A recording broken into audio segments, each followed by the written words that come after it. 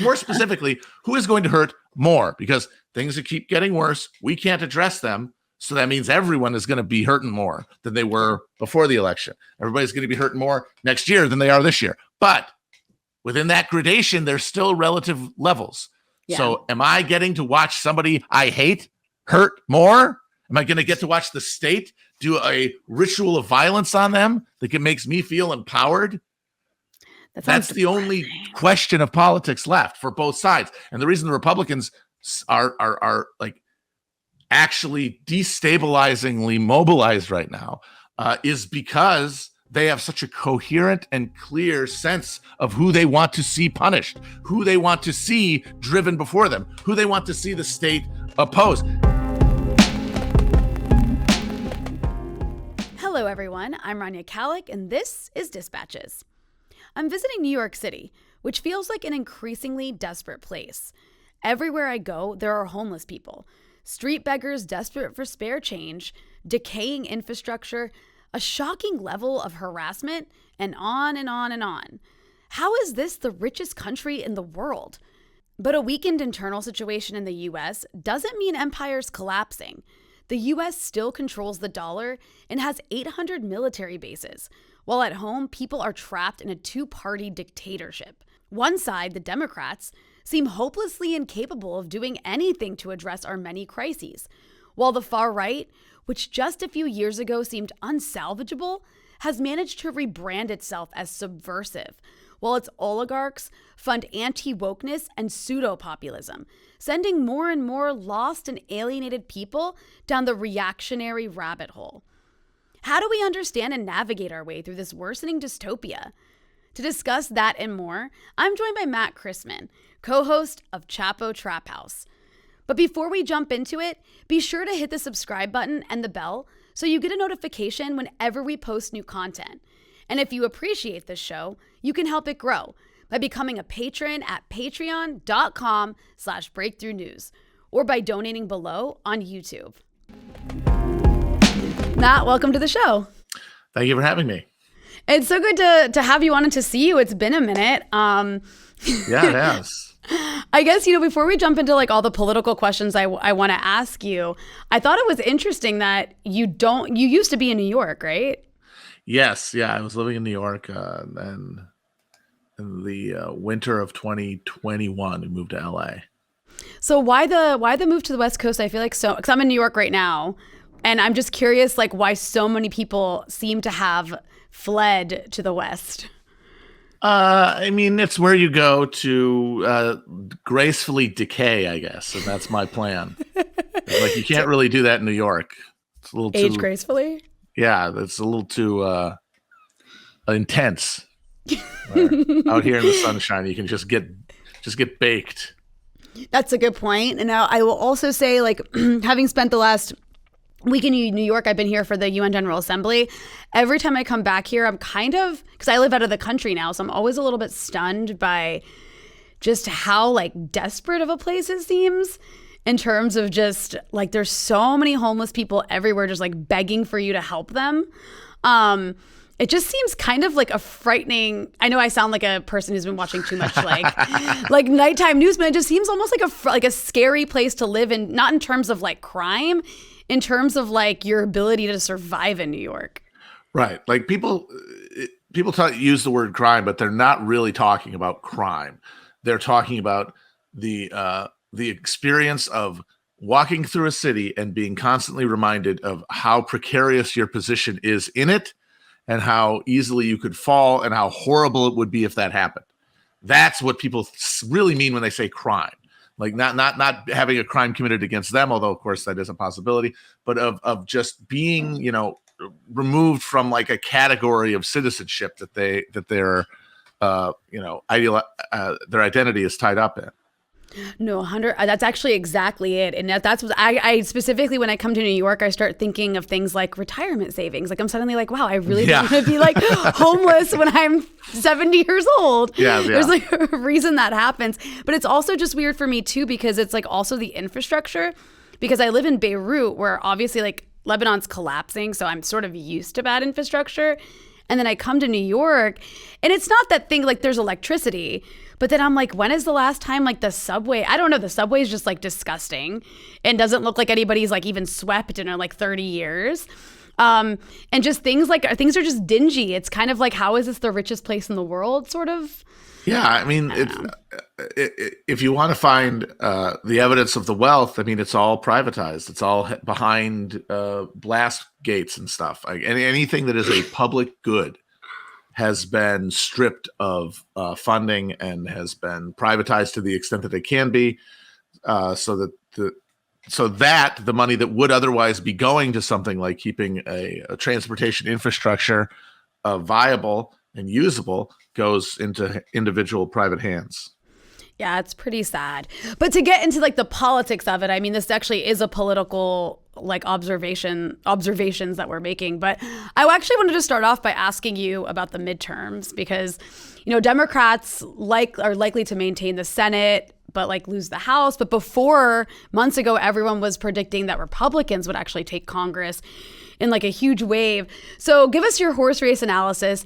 Do you think Republicans committed mass suicide by taking away abortion rights? And then, of course, like Lindsey Graham trying to push that federally through Congress. What's your take? What do you think is going to be the outcome of the November elections? It cannot be doubted that there's been a noticeable effect, not just in polls, but in special election results and in voter registration numbers. And, you know, people requesting absentee ballots. You're seeing a shift caused by the Dobbs decision, like a awakening towards like a awareness of like the Republican Party as opposed to, you know, dangerous Donald Trump as an actual threat to some conception of like civic liberty, and that is pushing against the otherwise pro-Republican trend lines of, you know, inflation, gas prices, the Fed causing a recession at the moment on purpose. And I think a lot of people are seeing that, and their pick of who's going to win in November boils down to which they think is going to be more important. And that's going to come down to who votes. And my prediction is going to be that it's probably going to be about the same electorate you usually see in a midterm, which is those same relatively wealthy suburbanites who voted big time for Biden over Trump, but often split their ballots and voted Republican down ticket. The question is, do they extend their rejection of Trump to now the Republican Party post Dobbs, or do they stick to that sort of more materially comfortable alliance with the Republican Party? And I don't like predicting. It makes me feel nauseous and uncomfortable. But I don't know. There's just, I have a sense that the Democrats are getting a little ahead of their skis, and that more importantly that the post Dobbs backlash happened too early, and that there's the reality of time going on and moving forward, and, you know, events accruing other than abortion, and you have Lindsey Graham doing his best to keep it in the headlines, but there's still, you know, more and more stuff always happening, more things happening every day. So I don't know. I think I have a very hard time buying the idea that the Democrats can hold on to the Senate, simply because I've seen in the past 2 or 3 election cycles now the same pattern in the Senate races, which is pretty good looking polling, ton of money going in behind the polling, and then an election day just collapse of where they're supposed to be relative to their polling numbers and relative to the amount of money that they put into their campaigns. And it makes me think that there is this incentive structure to artificially pump up the narrative fortunes of Democratic Senate candidates, because it means more money will be raised for the party apparatchiks, you know, who are operating this thing and who actually determine, you know, who's going to get the party support. And then also the media in whatever state we're talking about, who get all those, they get to sell all that ad time to run on these races, because the money, that's where it goes. It goes to line the pockets of the campaign advisors and strategists, and then it goes into the media companies that do the advertisements. That's where all that money ends up going. So there's an incentive for both of those groups to push up a narrative of Senate fortunes in a context where I think that the Democratic brand is becoming fatally compromised in a large chunk of this country. And my suspicion, we'll see, is that a lot of those Democratic looking seats in the Senate are going to kind of blow away on election day. Like, I don't, as much as I would love to see Ron Johnson defeated in my home state of Wisconsin, I don't think he's going to be. I think he's going to win. JD Vance, I think, is going to, as awful as that is to imagine. You think he's going to win? He's going to win in Ohio, Yikes. yes. I think all right. Fetterman will win over Oz, although it'll be closer than it certainly looks in the polling because of, the stroke and everything. But besides that, and Masters in Arizona, where it's just he's too internet for prime time. It's Blake Masters, so I think he will lose to the astronaut.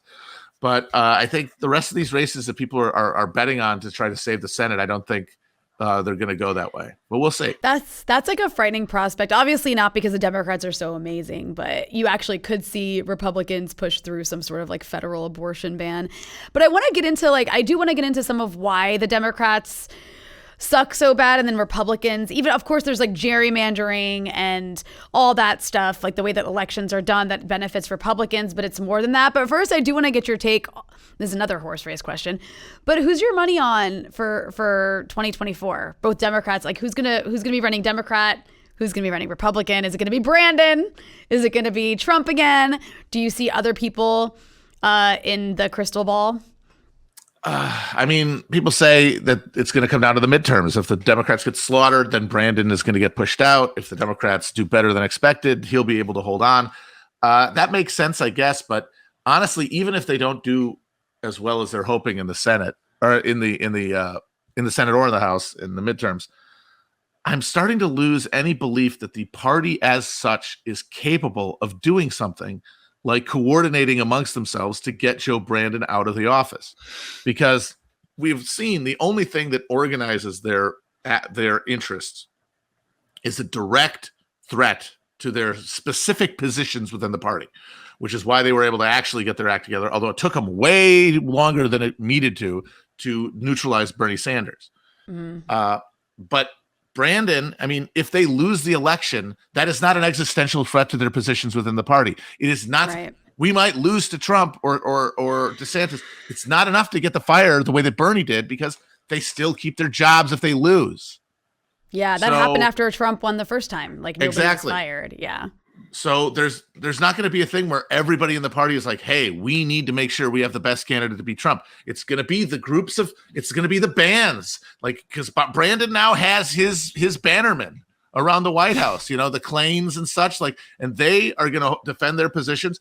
They might be able to be overwhelmed by a coordinated effort. But again, if it's not Brandon, who is it? And then all of a sudden the other contenders have to arise, and then they get their little bands of bannermen to try to push them to the top, meaning none of them can organize along a sufficient axis to push against the real momentum of just being the president. Because it will take some effort. If Brandon doesn't want to go, it's going to take some effort. He could be detached. Like I've said, that if they do bad in the midterms and there is a recession and Brandon economy really shits the bed and Brandon becomes just the avatar of the entire thing, that J.D. Pritzker has the resources to just buy the party out from under Biden. But only if he can buy the whole party, Otherwise, again, they are all working against each other and the status quo persists, which is how the status quo continues to persist to the amazement of everyone who all agree it's bad and want to get rid of it. Somehow it persists because everyone is pursuing their own narrow elite interests. Well, they're making money. Exactly. That's all that matters. Yeah. They don't believe in anything else. They don't believe that there's a great American project. They don't believe America will probably even be here in 100 years. Yeah. They do believe, though, that there exists in the current moment avenues to advance themselves and their own family interests and sustain themselves in the face of any rising tide.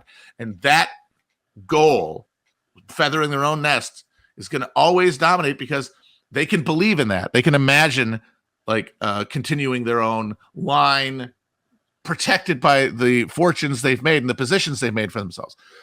Giving up any individual self-interest to pursue a greater strategy to what? To do what? Save democracy? To save Ukraine. Yeah, to do any of this stuff. Everyone knows what this is about. Everyone knows that the war in Ukraine is supposed to go on forever. Afghanistan, it's too peripheral to interests to keep that kind of justification going. But hey, Europe, now we're talking.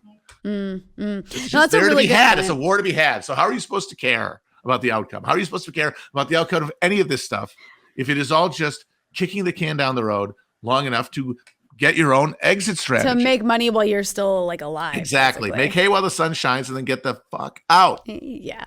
Yeah, no, that's a good point. I mean, I think that there's been a couple things that the administration has done that were slightly smart. Like, I do think that forgiving even like a tiny amount. Yeah. It is a tiny amount, but it is an amount of student loan debt is a smart thing to do to get like young people. I don't know if they'll come out though, honestly. Like midterms, people are pretty lazy about midterms, except for Republicans.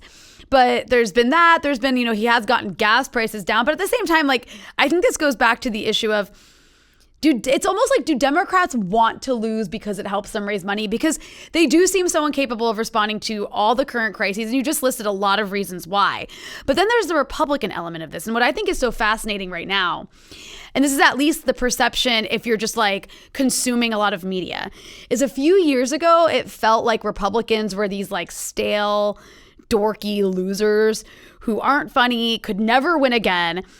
But then, with the MAGA stuff and like the sort of far right trolls becoming somehow cool, there's like this far right troll persona that's become cool and subversive. They've really managed to kind of rebrand themselves as cool kids. And I guess like what from your perspective as somebody who's involved in the podcasting world, and the podcasting world is full of a lot of these kinds of really popular right-wing trolls. Like, how did this happen? How did these dorky losers make themselves look cool? I mean, they're part of a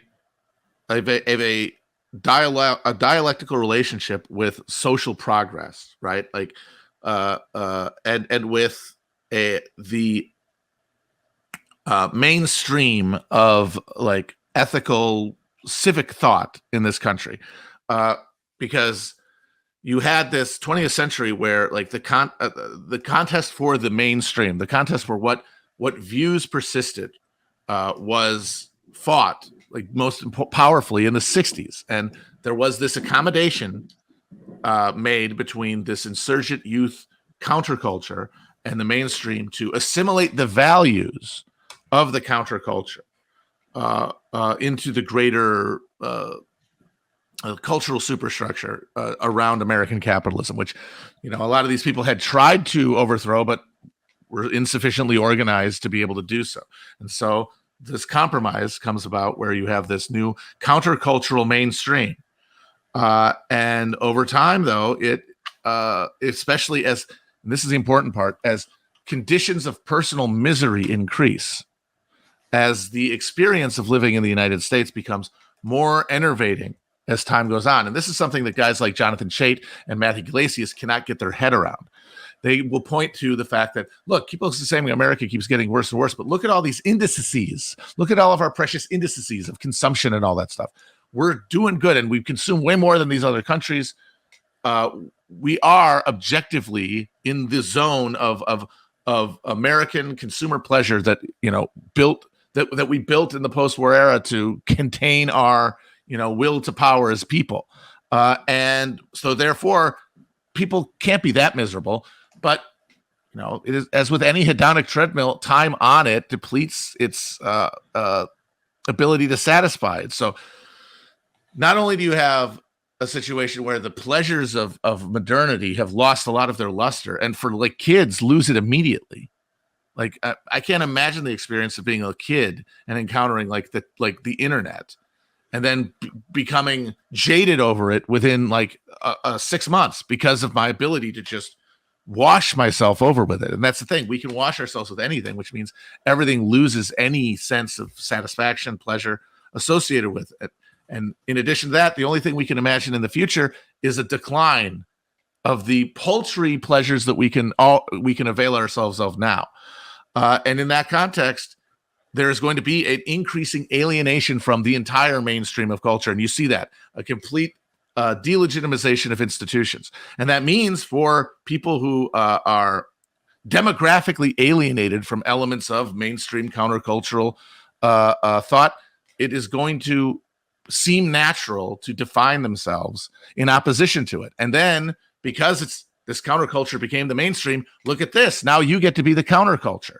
And the fact that these gatekeepers get mad at you confers coolness upon you. It's like that Seinfeld episode when Elaine's subordinate, her secretary, meets George, and she thinks he's a dork, but then Elaine tells her not to date him because he's a bad seed, and then all of a sudden she can't get enough of him. Like, that is inevitable, because what happens is you've got people coming into awareness of the world around them, coming into media literacy. They're seeing the sides lined up, and then they do subconsciously pick a side, not because they're making some decision, but because the choice has already been made for them. Because these are marketing campaigns directed to demographic tranches. Mm-hmm. And so the white male tranche now is going to be basically dominated by this specific appeal. And young white guys are going to see this specific appeal and are going to sort of be like cows going into the slaughterhouse, get moved into it, because the other side cannot absorb them, because it can only define itself in opposition to what they abstractly represent. No, I mean, I think those are all really good points. And I think it also speaks to this kind of like obsession with wokeness. And I think this is an interesting topic at this point, not because it's been talked to death. Like, I'm so sick of hearing about woke this, woke that. But I think people like us, at least on the left, used to be actually criticized for being so, supposedly anti-woke, because we were always like bashing the identity politics of like Democrats and how they would use it to discipline or trash the left, particularly during Bernie Sanders' campaigns for president. But now there actually really is this entire like anti-woke industry being cultivated and funded by the far right, by these far right oligarchs.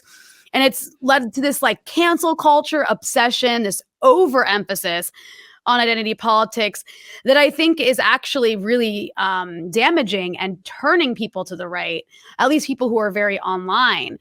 So I don't know. I'm just curious, like, what are your thoughts on this phenomenon? It was one thing when it was being used to like for Democrats to like silence the left, but now it seems to have really become this very, very big problem where I think there's a lot of people who want to be anti-establishment instinctively and like populist language and actually would maybe naturally move towards the left if they saw like what the left actually stands for.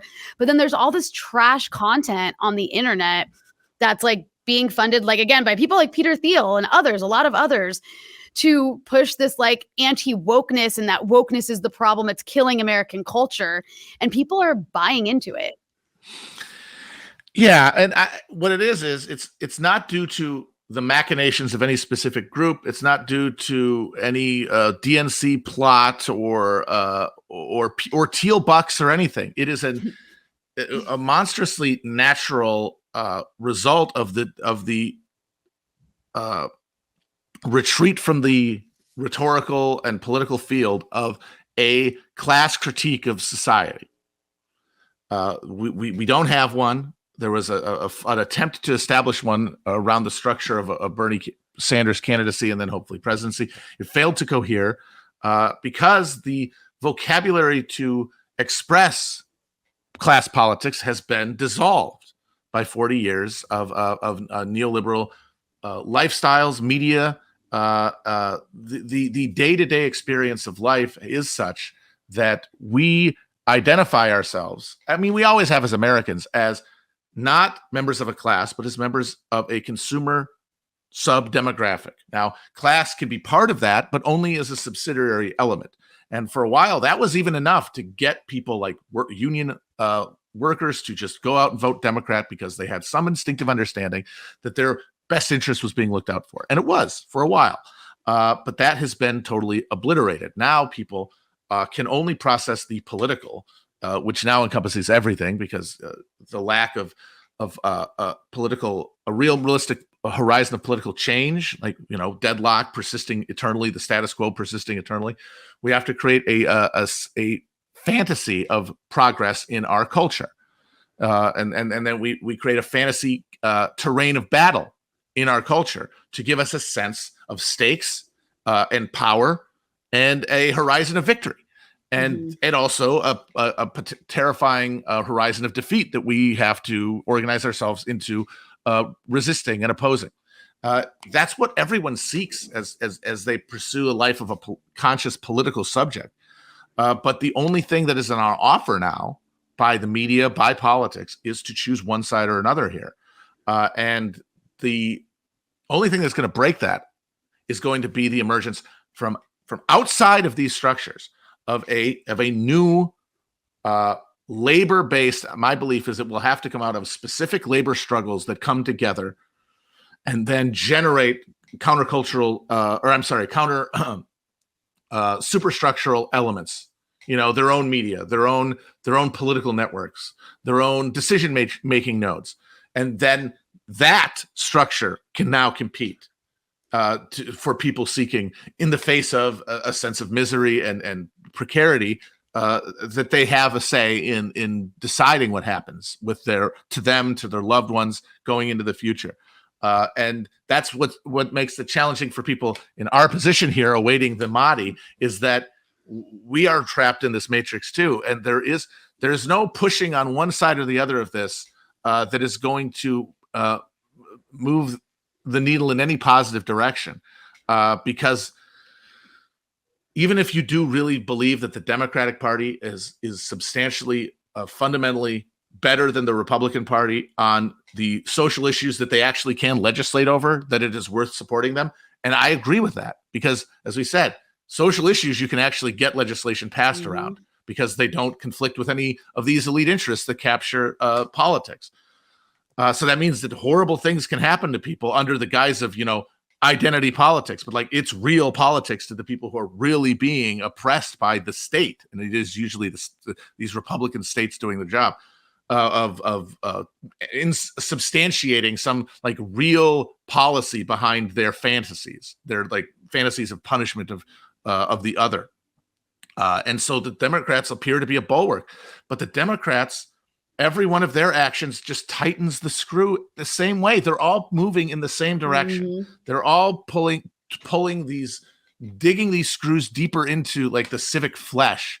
And with the Democrats, you can specifically see it in them intentionally inflating the danger of like the most reactionary, anti-democratic, what do you want to call it? Fascism, whatever you want to call it. The people who are ready to tip over the board and just say, let's just reach for our guns and see who wins this fucking shootout. And they do exist. They are being directly subsidized and propped up by the Democratic Party because there's no other appeal beyond that appeal against the other that can, in any of their minds, move units, because what else can they stand for? Yeah, and it is just, at the end of the day, it's a culture war on both sides. Like all of this stuff is just a culture. I mean, just like there was this culture war in the 90s, the culture war now is like over gender bathrooms. I'm not even really sure, like just all kinds of, and then you have Republicans pretending to care about censorship because they keep getting kicked off of YouTube. But like then they have these massive platforms like Rumble, whereas like people like us don't have like billions of dollars to go create entirely new platforms. We're just like dependent on these places to let us keep like acting on them. You have something to say about that?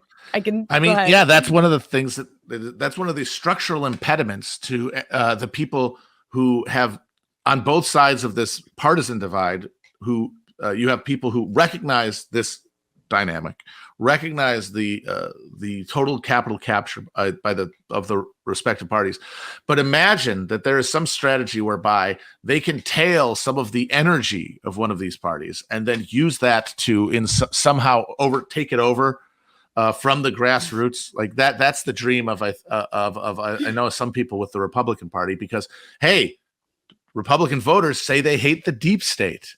They're against the war with Russia. Look at all this good stuff. And it's like the discrete opinions of voters do not matter. They do not influence policy. They have nothing to do with anything other than the tenor of the ads that the ad wizards cook up and then put out there. It is purely a meta question of how to stimulate these people enough to keep them giving us money and showing up to the ballot box. They have no ability to coordinate their preferences and into a meaningful influence on the party, which means the influence is completely monopolized by capital. So they will do not, the Republican Party, which gets to actually make decisions as opposed to the rest of us just in the wake of these things, actually gets to say, hey, we're going to pass this bill, we're going to propose this amendment.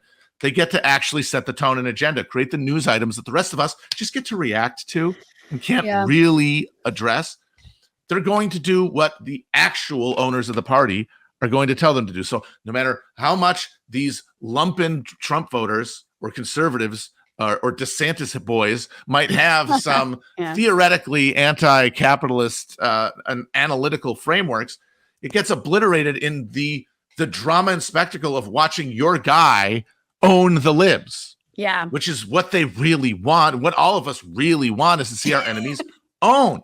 Like, the state can no longer, we do not believe that the state can help any of us. We do not believe the state exists to help. We do not believe that the state has the capacity to help us. And that is largely true. That's not us being even that's not us being hysterical, neurotic, or black-pilled. It's a sober examination of what the U.S. government does, and through its actions, we see its capabilities. It cannot do the things that its proponents, its members claim. What it can do, though, and we see it every day, so we know that's true, is it can punish people. It can make people's lives miserable. And if we're going to keep being political actors, we're going to keep voting, we will increasingly find the terrain of our vote narrowing down to the question of who is going to hurt less, more specifically, who is going to hurt more, because things that keep getting worse, we can't address them. So that means everyone is going to be hurting more than they were before the election. Everybody's going to be hurting more next year than they are this year. But within that gradation, there's still relative levels. Yeah. So am I getting to watch somebody I hate hurt more? Am I going to get to watch the state do a ritual of violence on them that makes me feel empowered? That's the only question of politics left for both sides. And the reason the Republicans are like actually destabilizingly mobilized right now is because they have such a coherent and clear sense of who they want to see punished, who they want to see driven before them, who they want to see the state oppose.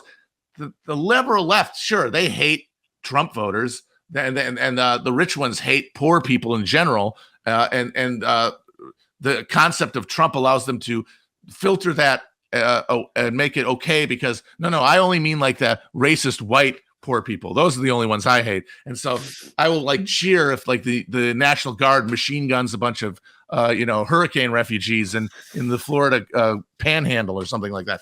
But there is no like, because it used to be a party of the left, which at the end is supposed to find capital as the repository of social evil, but it cannot say that. It cannot address that. It cannot create a coherent, viscerally satisfying vision of an enemy to be destroyed.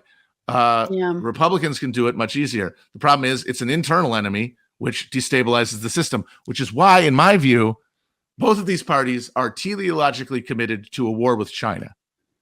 And I think that talking about who's more or less of a dove or a bird, or like, oh, Trump is actually, look, he's anti-intervention. Look at these Republicans being against the war in Russia.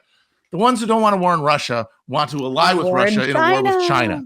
Yeah. The idea is the only argument between the Republicans and Democrats and their bases, really, like not maybe the grassest of roots where people really don't want war. But again, it doesn't matter what they want.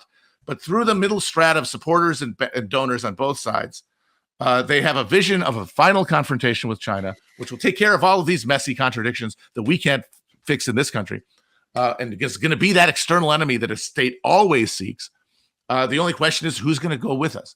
And for the liberals, it is the old NATO, UN, globalist team, the G8, all these guys, the backed up by all of the global finance capital and the Bill and Melinda Gates Foundation and George Soros. Like that is a real array of power, like finance capital, which is currently in a worldwide war with landed fixed extraction capital. Like the local barons are revolting, and Russia is essentially a barony because it is this petrostate that does not have that anywhere near the sort of financialized economy that the liberal interventionist internationalist coalition does.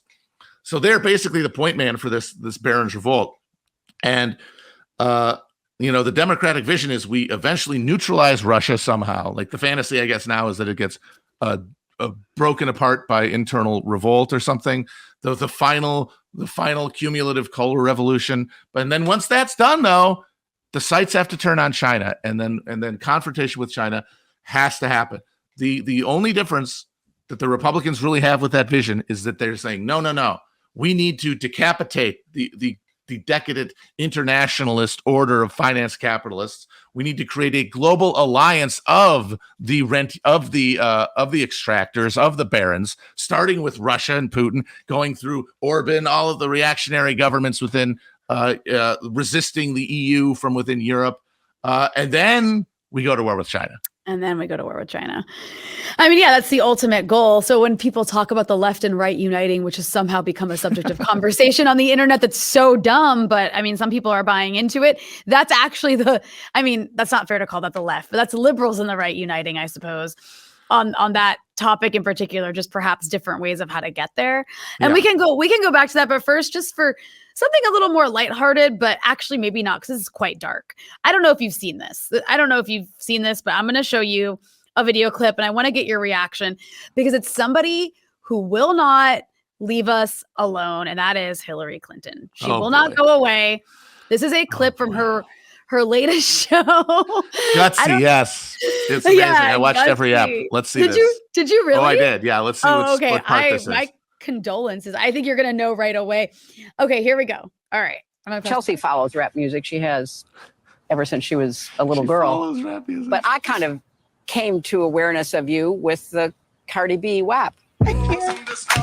I've always wanted to do a song with Cardi. As soon as she sent me the song, I think I sent it back to her like the next day. And it was just so exciting. The men, they seem so confident in what they're saying, and they don't have no problem with talking about their sexuality and how they're going to have sex with you. So I was like, well, nodding. I could do that, and it's going to sound fire coming from a woman. It's great to see women be so kind of fierce. That is my life's mission, Chelsea, to make sure that I'm always unapologetically me. She's unapologetically her. Good for you, I guess. But also this made me like Megan Thee Stallion a little bit less, because I'm like, why are you painting with these people? But I don't know what to do with that. I mean, put that in historical. I first came in awareness of you with the Cardi B WAP. Like, what just happened? Do you really think Hillary Clinton has watched this video? She called it the right. It's not so. WAP. I think it's all. She gets a briefing from some millennial staffer who tells her what's going on. The way she says that still kills me, because like she's ending it with Cardi B WAP, the Cardi B WAP, which is great, but just the stilted, weird political robot talk. I first came into awareness of you. No human talks like that. I first came into awareness of you in the Cardi B WAP. Amazing. She still got it, is the thing. People say, why is she here? Why is she back? If you watch that show, and I did, she still got it. She still is able to just blow your mind with how repellent and inhuman she is. And it is a fascinating thing to watch. I would say a solid 25 to 30% of the runtime of this entire series is reaction shots of Hillary listening to some amazing gutsy woman and just nodding her head. Like looking like, but clearly not paying attention in the least. She's she is in cloud cuckoo land. She's communing with the spirits in the astral plane. She's talking to Vince Foster in the Black Lodge. She is not listening to this mom talk about how hard it is to deal with having drug convictions on her record. That's the insane thing about this, is she interviews a lot of these women who are who were directly impacted by her and her husband's policies. And they're like, they talk to these people who are like trying to reduce prison sentences for drug use. Like They're talking Kim to these people who's like Kardashian. moms, you know, were habitual offenders who ended up in prison for years. And they're like, my mom didn't need prison. She needed treatment. And Hillary Clinton's just like, yes, that's definitely what I was saying at the time. No irony. No irony. Yeah, no irony. No. Wow. Yeah, she's wild. That's incredible. And also, yeah, there's like that robotic. My favorite is just like Chelsea Clinton trying to bring like, I swear our family's a little bit human. Like she's like, that's just so fierce. I love fierce women. Fierce. Which is very funny coming from Chelsea because she is the most charisma free. I feel bad talking about her because she has been getting made fun of since she was a teenager. But I mean, whatever. I don't feel bad for her. I mean, that's the thing is that's also the worst thing that's ever happened to her. Yes, like having Rush Limbaugh make a joke about her when she was 13. That is bad, but it's also the only bad thing that's ever occurred to her in her life. Yeah, I think she's okay, doesn't she? Like has like some penthouse that takes up like 3 blocks of New York City or something. I just don't. I can't. I have a hard time feeling bad for people who are that privileged. She's never struggled for a second. That's the thing, and it's amazing how corrosive that can be, especially now when life is so easy for people with money. Anyway, it's like. It took hundreds of years for the Habsburgs to go from, you know, guys who could win jousting tournaments and would go to hunt and fight at the front of a cavalry charge to these deformed guys, freaks with like, you know, giant jaws who couldn't chew their own food and had, you know, brains the size of peas. It took the hundreds of years of very hardcore inbreeding to get there. Here you have the kind of hybrid, vigorous, like meritocratic elite in Hillary and Bill that the U.S. like threw up in the middle of this century and who, you know, established like a dominant space because they really were like, she's from like upper middle class suburbs of Chicago. He's a hillbilly from Arkansas. They ground for the View. And then, so they're not aristocrats. These aren't dissipated bloodlines. This is hybrid vigor. They come together and they have one kid and it is the most baby soft, late Habsburg abomination possible. Like the idea of her ever wielding any kind of power, making any sort of decisions is impossible to even imagine. And it's because those Habsburgs, even if you were the Holy Roman Emperor, you still had to shit on a piece of wood with planks in it outside your house. Or like sometimes they would just take a dump out a hole in the side of the turret. And, you know, there's no air conditioning and you're eating, you know, mutton every day and you never shit. And you probably die in your 40s. Like that there's just a natural amount of struggle that you have to do, even as an elite. There's a natural amount of grit and friction in life to like shape you towards some sort of purpose and ability. But not at this point, with air conditioning and indoor plumbing and refrigerations, and being the child of uber privilege, they are instantaneously turned into it's 3,000 years of inbreeding happening instantaneously to just rob them of any ability to rule, which is why one of the reasons, not the only one certainly, but one of the reasons that this elite is so constitutionally incapable. It is now being made up of the children of the people who had scrabbled to the top. Who had to never work a day in their lives. They have built no abilities. They've built no character. And they rule like that as callow, selfish, without imagination or drive or belief in anything but their own pleasure. The most useless people in an apocalypse, but the ones who will likely survive because they have all the survival. Yeah, they got the robots. The only hope is that like the dog collars that they put on their guards stop working. Did you read about that? Yeah, did you read about that's insane? Yeah. Jesus if anybody's Christ. ever seen the movie Elysium, the best case scenario is when Sharplow Copley goes ham on Jodie Foster. And then you've got a bunch of operator psychos in charge. Great. But, you know, that's how feudalism developed. So we'll be refreshing the fields. Yeah, we'll be refreshing the fields. Well, I want to just, you know, this is a good segue into another topic I wanted to ask you about, and that's related to the fact that Italy just elected a fascist. I'm not going to ask you to talk about Italian politics. It's a good segue because Hillary Clinton has a quote that went famous this week. This is an article in The Atlantic about this woman who ended up winning in Italy, and she openly praised Mussolini. And it opens with a Hillary Clinton quote. It says, "The election of the first woman prime minister in a country always represents a break with the past. And that is certainly a good thing, Hillary Clinton said to an Italian journalist earlier this month. And she was speaking of, is it Georgia? I think it's Georgia. Georgia Malone. Georgia Malone. Like to make fun of Italian accents on this show funny. now. But that brings me to what I mean. This is not really so much about Hillary Clinton. I just thought it's always fun to mock Hillary Clinton sucking. But the fact that you have fascists in Italy and Sweden having won elections, the EU is now pro NATO than ever. Thank you, Russia, because of sanctions on Russia. In addition, it's like already. It's like decaying the EU at least. And now you have these Nord Stream. I don't know what to make of this Nord Stream sabotage or this pipeline explosion. I don't know who did it, but it really could have been anybody on all sides. Who knows? We'll find out eventually, maybe. But I guess the point of raising that is it seems like living standards in Western countries are on the decline to some degree, whether we're talking about inflation, stagflation, whatever term you want to use. I'm not an economist. Brandonization, I like to call it. I've heard you guys say that on your show. And, of course, inflation first from the pandemic and then from the war in Ukraine has been pretty brutal. But all that's to say, I know this is a big statement to make, but do you think that the West is in some sort of decline, and has the war in Ukraine contributed to that? Or is that just wishful thinking for those who want the West to be in decline?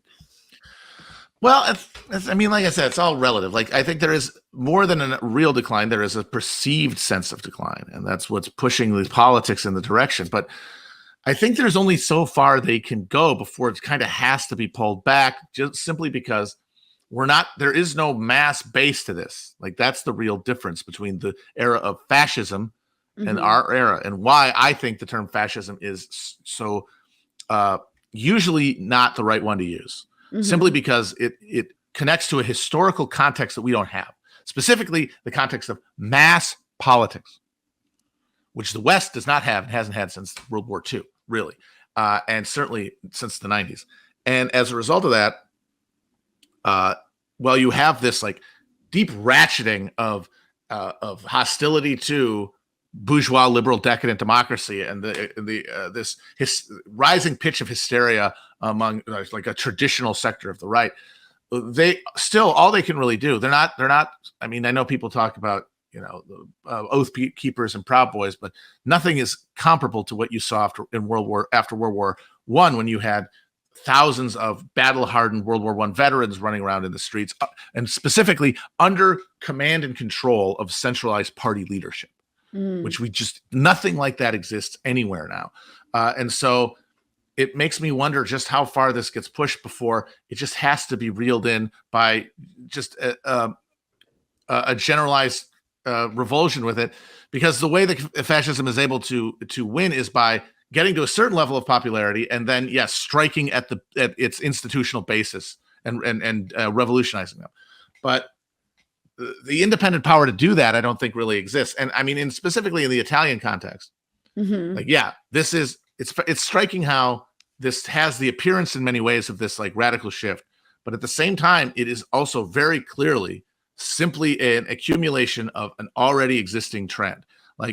There's been this big populist right bloc in Italy since the collapse of the Communist Party.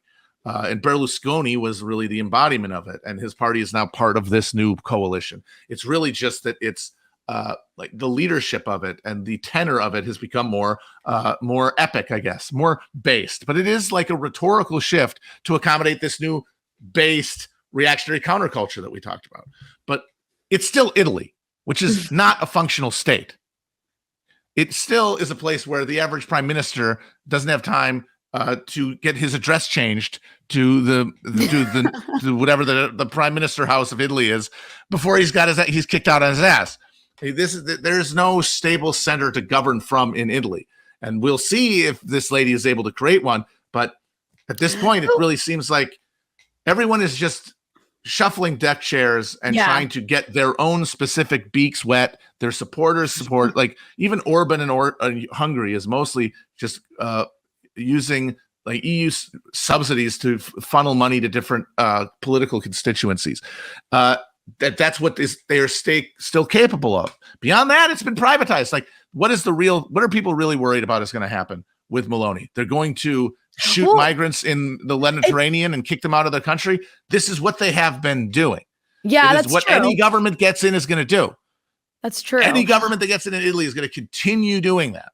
It sounds like you're saying, that while an individual might be a fascist supporter, because I mean, she said she's openly, right, might be a fascist themselves. It doesn't qualify as like a fascist state, right? Because they don't have obviously some movement behind them. She was still elected.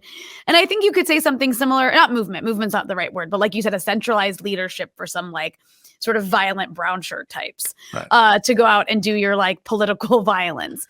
And I think that's the case for like a lot of places where these fascists are rising. I mean, the same goes for Sweden, right? You have the election of these people, but still missing those elements that you mentioned. And I mean, the same does go for, I guess you could say like the MAGA movement, though I think the MAGA movement is actually quite well organized, but still not to the extent of like a World War II style like fascist movement or anything like that. But it has certain elements to it. And I think those things are important to like distinguish between. At the same time, then what if not like the sort of traditional fascism that we're used to? I mean, you've done a lot of like history podcasts where you've gone and looked at various eras. What is the historical parallel? Is there a historical parallel for what's happening right now, or is this completely new terrain? I do think that the impact of technology, like broadly defined, on social structure, social patterns of behavior, individual and group psychology are such that we are in an era that is fundamentally post-political. And of course, what you're going to have at the same time when life is stripped of political possibility, political action, of course, that is going to be met by the complete politicization of culture to make up for it. So that the consumption of media and the performance of self become completely enmeshed in a political identity that then stands in for the political subjectivity that you are denied anywhere else in life. And I think that is that's the thing that really prevents the effective mobilization of some sort of like authoritarian intervention in our politics. Because even if you can point to structures of control and power and whatnot, they're flowing to people who are fundamentally volunteering out of their own desire to have a good time. Like that's why they like the January 6th, people want to talk about what it was. The thing it most resembled was a riot after a Super Bowl. Like what it looked like is what happens when people are getting all together to watch a very emotionally meaningful sporting contest. And then it ends and they still have the leftover energy and they got to put it somewhere. Yeah. And that is just a libidinal drive. And the thing about that is you cannot really direct that. You cannot meaningfully get people, because that means people are going to have to do boring and dangerous stuff. And people don't want to do boring and dangerous stuff. They're getting into politics to insist that their right as a citizen is to never do anything boring, dangerous, unpleasant, to never experience anything unpleasant in their lives. That's the organizing principle of their politics, is I should never be inconvenienced. Well, then how the hell do you tell that person to storm a citadel and endure a whiff of grape shot? They'll never do it. Individuals of them who are wired tightly enough to want like a violent apotheosis are going to maybe do it, but they're going to do it in their own school shooter way. They're also not going to listen to orders. That's actually a disturbing point. That might be true, actually. Is that maybe America's too individualistic for some sort of collective? The only thing you have close to like a guiding hand here is probably the FBI. And even there, I disagree with people who think there's some coordinated strategy of tension deal.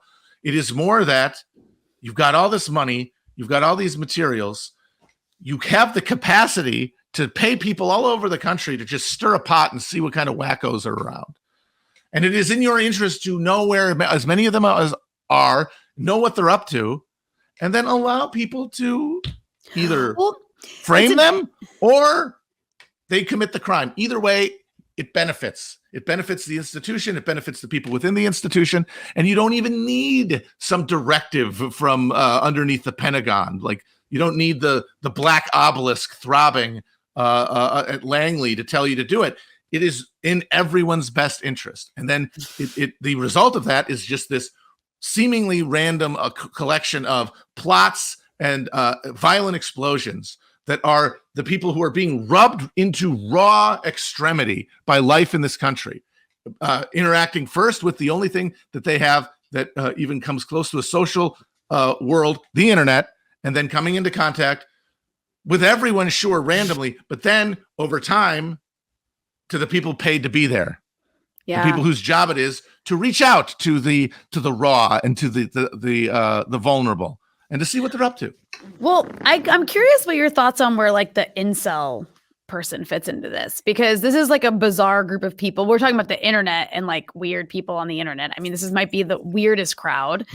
And like their leader for the past few months, though he suddenly like disappeared onto Rumble, was Andrew Tate, who I actually, by the way, like hadn't even heard of until my niece and her friends were telling me there's this guy, Andrew Tate, online who's like a huge misogynist. And apparently he had been trending and I hadn't ever seen or heard of this guy. So it's like that easy to become popular overnight by just like saying really trolly things. Well, it's interesting with him specifically. I think that because I've known him for a few years, because I have a friend who's an obsessive fan of the manosphere. Wait, what's the hold on?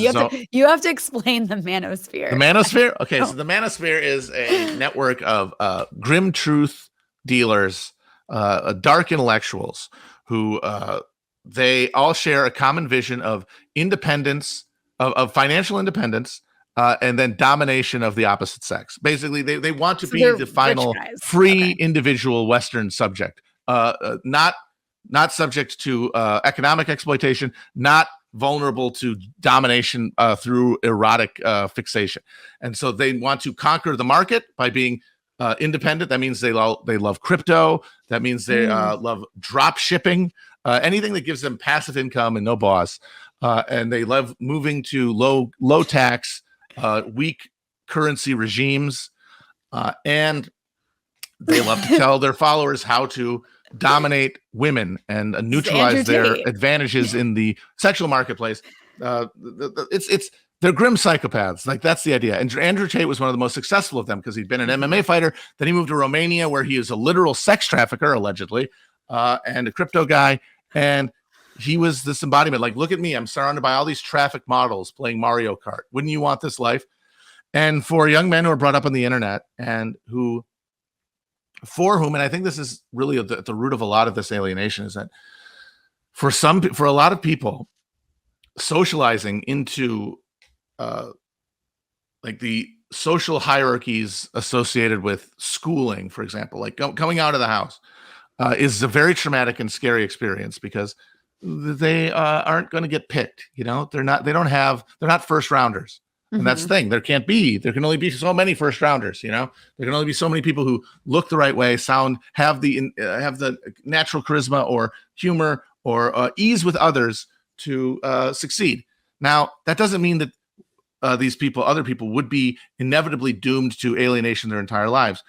But once again, I think it boils down to technology. The internet becomes this intervention.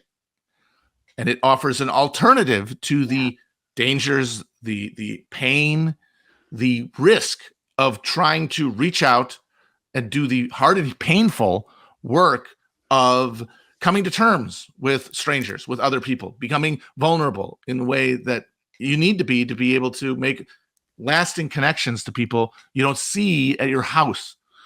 And it is something that a lot of people would opt out of if they had the opportunity. And the internet provides them with that opportunity. It gives them the simulacrum. Video games is part of it too, but generally the entire the interactive technological matrix that anyone who has a middle class lifestyle can instantly be jacked into from the age of puberty and before is such that you can have the good parts of that. You can have the the fun parts of interacting without any of the risk, without any of the danger, without any of the vulnerability. And you can have the erotic fixations without any of that with pornography. But what happens over time without it even being aware of while it's happening is that you're being pulled to a point where any social interaction becomes just incredibly painful, traumatic, and stressful to engage with, because you haven't been doing the work of every day pushing against those boundaries. So that when it's time to go get a girlfriend, you might as well be telling them to climb Mount Everest in their underwear. That's sad, actually. I shouldn't laugh, but it is sad. Like it is people who are afraid, taking the path of least resistance, which is what literally all of us do. What we are told to do, what the money is for, is to fucking do shortcuts, to take the path of least resistance, to minimize our discomfort and displeasure. And this is just a certain group of people making a choice to do that. And then the result of it is just this terminal alienation from humanity at large. Yeah. No, it's incredibly sad, and actually speaks to like that issue of like loneliness that is causing people to just commit suicide in a lot of Western countries right now. Yeah. There's just a couple more questions I have here for you, because I know I've taken a lot of your time. And one of them is that, I brought it up earlier, but I would like to get your take on this, because there is that conversation happening increasingly.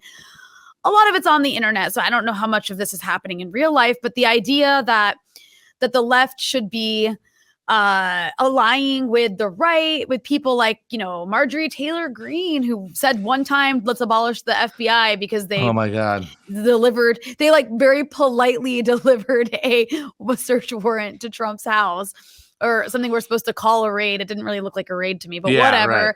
Right. Like people like Tucker Carlson, like just pretend like he doesn't want to go to war with China. Yeah, right. And pretend like he didn't call Iraqis like primitive monkeys or whatever. Right. Let's pretend he didn't support the Iraq war or try to join the CIA one time.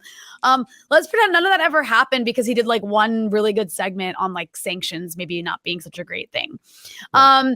But there is increasingly like people saying these things. I don't want to like go into who and what they're saying, but it's a conversation that's been, that's being platformed more and more. I personally think it's really ridiculous and stupid. I'm curious, what is your take on this idea that we should be, the populist left and the populist right need to, I don't know, come together to do a revolution against, I don't know who. Well, the elites. The elites, just the elites, not the capitalists. Yeah. We can't say that, because we're relying with the right. That scares them when you say that. Yes, the elites. That's gonna that'll do the job. I'm sure that's going to be the right people when that happens.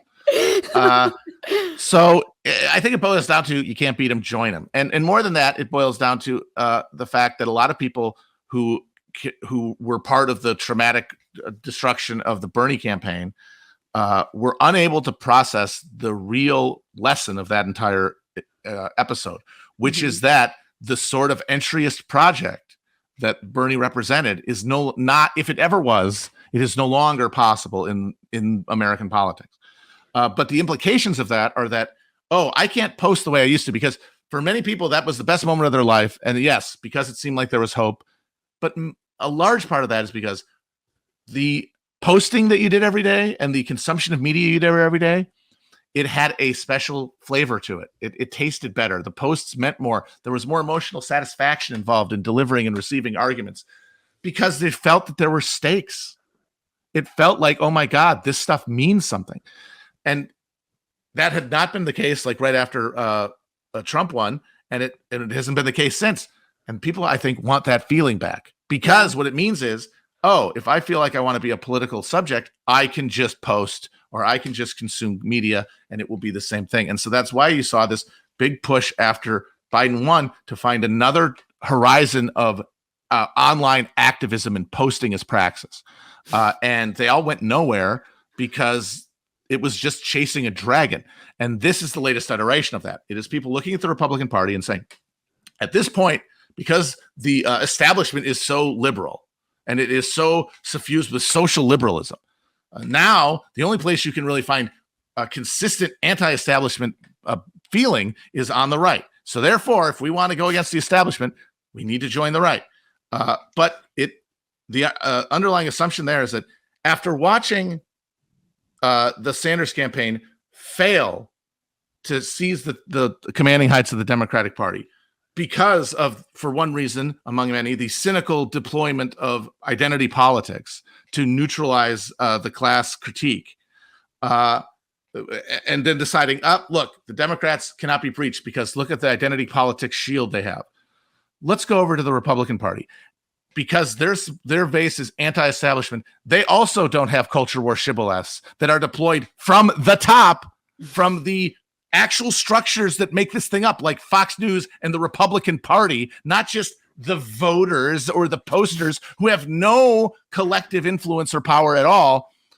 They are deciding what this shit means. They are deciding who the elites are. They are deciding how you're going to fight the elites. They are deciding what defund the FBI would look like. Your amorphous anti-establishment populist voting population is not going to have a fucking word to say about it because they have no seat at the table because they have no organized interest.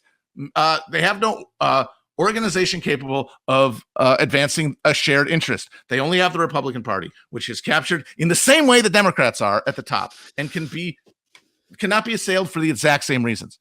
And ignoring that, it is in some respects a cynical, if you're thinking of making money out of it, or just sad and desperate denial of reality to be like, no, this time it'll be different.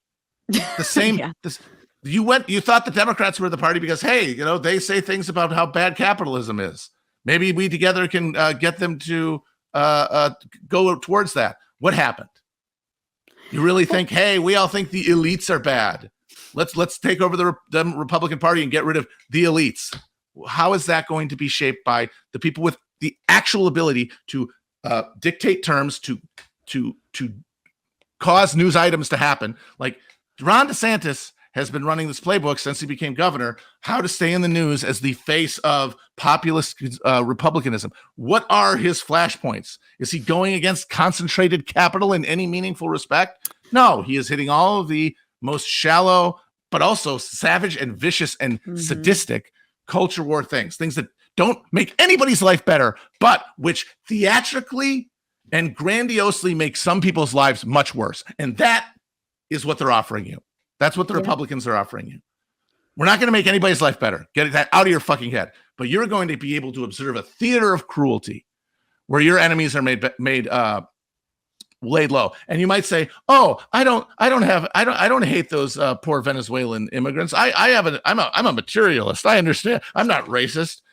Okay, but when you see the liberals get freaked out about it, then you enjoy that, don't you? You love watching the liberals be outraged by DeSantis owning them by their own logic, right? And then the actual human suffering is completely abstracted out of the patient. And you get to feel good because your enemies who are worse than you feel bad. Yeah, no, that's really actually well said. That's exactly what happened with the whole theater of sending I actually heard people say that. I heard people saying, well, what he did was wrong, but wasn't it really funny watching like people at Martha's Vineyard? I'm like, I mean... No, it wasn't because it's really horrible what he did. Real people. They were human beings. No, it's not rounded funny. They got rounded up and lied to. That's not. There's nothing you can do there. Like this. If you're down with bum fights and shit, that'd be one thing. But like this is we have crossed the plane where like people like want politics to be jackass, but that means that the stakes have to be real, which means nobody's laughing it up at the end, which means you don't get Jamie Kennedy coming out and going, "LOL, it's all a joke." This is a prank show where people voluntarily had a rocket shot at their private part. Yeah, exactly. Now now you've got it's just going to be all of the most vicious pranks with body counts. Yeah, no, it's horrible. It's horrible, and it also the reverse of that too is, on the one hand, we're supposed to ally with these people, the people who are saying this, we're supposed to ally with. Because Ron DeSantis pretended to despise censorship, even though he's basically for it in his own schools, whatever. I'll be generous and give you that, even though it's completely false. But these little things that you want to latch onto that make these people anti-establishment. But then, and I see this as somebody who does not love the squad. I'm very critical of the squad. But then these people are off limits and all complete frauds, even though actually we have 80% of our politics in common. Those, I have way more in common with AOC and Ilhan Omar and Rashida Tlaib than I do with Marjorie Taylor Greene, who's like a self-proclaimed Christian nationalist. Yeah, And like wants there's to no way shoot to finesse socialists. that, you know? Like the thing is, all she could ever be is the mascot for some capital in crisis mecha terror regime. That's all she could ever do. Exactly. And then the last thing I wanted to ask you about here is, and this is you're probably going to have a similar answer maybe that you had for like the incel question, is I think the other issue is QAnon that we hear about a lot. How concerned do you think we should be about QAnon? You know, this is like this sprawling conspiracy cult. I actually have a relative, unfortunately, who I'm sure does not watch this show, so she'll never know I said this. I have a relative who like has gone down the QAnon rabbit hole, and it's like weird. And no one really knows what to do with her. But it's bad. Like it kind of does like destroy your ability to be social with people. And but there's a very particular kind of person. But I guess the bigger question here is how concerning do you think this, I don't know whether to call it a movement or like whatever it is, this conspiracy thing, how concerned should we be about it? And once again, are there any historical parallels that we can kind of look to that resemble what we're seeing with QAnon? I would say that it's a deeply entrenched American tradition that goes back at least to the anti-Masonic party of the 1820s in upstate New York, when there was this the death of this man, William Morgan, who had been an ex-Freemason who was writing a book exposing Masonic secrets. And he was abducted from a jail cell and then disappeared. And his case became this cause célèbre, and it led to the creation of this political movement that was this broad middle-class based opposition to the Jacksonian democracy, but in the specific like narrative context of upstate New York, where the secret society sort of stood in for this force accruing in the East that would swallow them, but that they couldn't understand, that could not be communicated in the popular politics of the time between the Jackson's Democratic Party and at that point the dissolving opposition, because Jackson emerged out of the era of good feeling, where there had first party system had been destroyed. And so for a while, really the Democratic Party was the only organized political party and nationwide political party in the country. And so the opposition to Jackson started to emerge in these regional resistances. And the one in upstate New York, the burned over district, where fundamentalist religious fervor was at a peak, it became this narrative of secret cabal in charge, directing affairs and keeping us little guys, the yeoman farmers and the merchants of upstate New York, the canal heartland, out on the edge. And they ended up becoming a component of the New York State Republican machine. And that's at the beginning of the first party system, of the creation of the second party system. Now I kind of feel like we're at the end of the second party system. So it makes sense that this would be emerging again. And what it is you have people who we all, to some degree or another, are aware physically of the significance of the crisis that we're in, like the earth, us on it, how catastrophically bad things could get in a very short period of time. I think all of us agree to one day or another that we feel it. But most of us, we don't feel it so much that it dominates our every thought. We're able to do our regular daily lives, because for most of us, our regular daily lives don't really give us a lot of actual evidence of crisis, because we live in this fantasy little dollhouse where reality is kept at bay. And so like we can kind of process it, like it turns into politics, but like doesn't drive us to mania. But some people are more sensitive, and some of them it's because their lives actually do look every day like things are getting worse, because their daily life is marked by instability and decline, or they are just, their nervous system is a little more finely tuned, you know. Like they're picking up on things that other people are not seeing, like literally not feeling, because their antennae are a little more sensitive. And people with some combination of those perceptive experiences, when you get to a point like we have now where our consensus reality cannot admit the crisis, Our day-to-day life has to exist as though everything is on a stable equilibrium, which is, of course, insane. But that insanity defines our consensus reality. If I'm not feeling that, if I'm feeling, no, something is very wrong here, there's nowhere in the mainstream of culture that I'm mostly going to be interacting with online, because we don't have social lives anymore. This mainstream is going to insist to me that there is nothing wrong. So if I'm using the only tools I have, which the only way to communicate, to reach out to anybody, which is the internet, I'm going to have to reach around and define myself against this mainstream to find anyone who will tell me I'm not fucking crazy. Because the thing is, you're not crazy yet.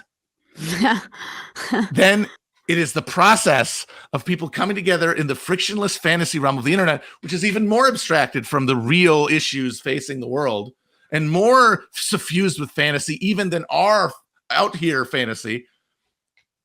We drift into a complete delusional mind space, and it benefits the right, because the right is capable of absorbing that energy. Because the Republican Party, there is no position its base could demand that would not be in some way or another assimilatable by the structure. They wouldn't get exactly what they wanted, but they would get something that would satisfy them. The Democrats have the complete opposite relationship to their base. They have to give them nothing that they want. And they have to, in fact, give them things that they don't want and then try to convince them that it's the best they can get. And in that context, you cannot acknowledge disaster. You cannot acknowledge crisis. You cannot acknowledge the depth of the problem, because if anyone acknowledged the depth of the problem, the first thing they would realize is that the Democratic Party and everyone in it is insufficient to the task. So their bucket, like crazy people, are being made every day by capitalism right now. And there's a bucket on the right that can pick them up. There's a community they can reach into and grab hands, and it all leads back to Trump, and then therefore the Republican political project. For people who the left can't do that. They can't redirect that energy. So that means people who might ostensibly be instinctively aligned with progressive values, politically, socially and economically, they find that the only place where anyone is listening to them is this now reified reactionary narrative where it's nothing's wrong with our institutions, which is, of course, that's as delusional as the Democrats believe. Nothing's wrong with our Constitution. Nothing's wrong with America as a concept and the things that drive it. It's been hijacked by bad people with bad intentions. Aliens, people who aren't like us. Lizards, actual lizards. Other lizards or Jews, whatever it is. It is a category of a human that is not human, because that's the only way to explain why human institutions are doing this to us. If you can't acknowledge that it is the institutions that are doing it to us. That is what the left is supposed to be able to do. And yet it cannot. Well, it's not just that it cannot. I mean, fair, I'm not blaming when I say I'm right. sorry, No. There is no left. It's just a bunch of people. It's just a bunch of people. There's no left. So therefore, there is nothing to catch it. It's nobody's fault for not catching it. The structure doesn't exist. No, so it's it just exactly. Goes, shh, well, I was just going to say, it ends up collecting on the right. It has to. It's the only place where structures exist. Right, because the right has so much money. Like, it's also the money, it's connected right? to a political project. Exactly. At a cultural level, it's connected to a political project. And a lot of new cool reactionaries like to argue, no, because of social liberalism and social liberalism's conditioning effect, that means that the left project is actually adhered to the Democratic Party. And it's like, no, that is a coincidence of overlapping value systems, because socialism comes out of a liberal tradition. It defines itself by guaranteeing certain liberal concepts, which are embodied in modern social liberalism. I'm sorry. And then they see that coincidence and they say, this means that the left, the Democrats are the left, Democratic Party. And it's like, no. you are only right to the extent that the left has failed to exist structurally. But the answer to that is not build the rights structure. It is build a fucking left structure. Right. And you can't do that with any part of the culture war. No, you have to do it with my argument would be you have to do that with workplace organizing, because that's the only thing that cuts through the bullshit. That's definitely one mutual collective interest. No. That's one place to start. That's historically where all that has happened. Yeah, that's where it always starts. Right. It's like, we want to pretend that's not the case just because well, then we can't post that into being. And if we can't post it into being, what am I supposed to do?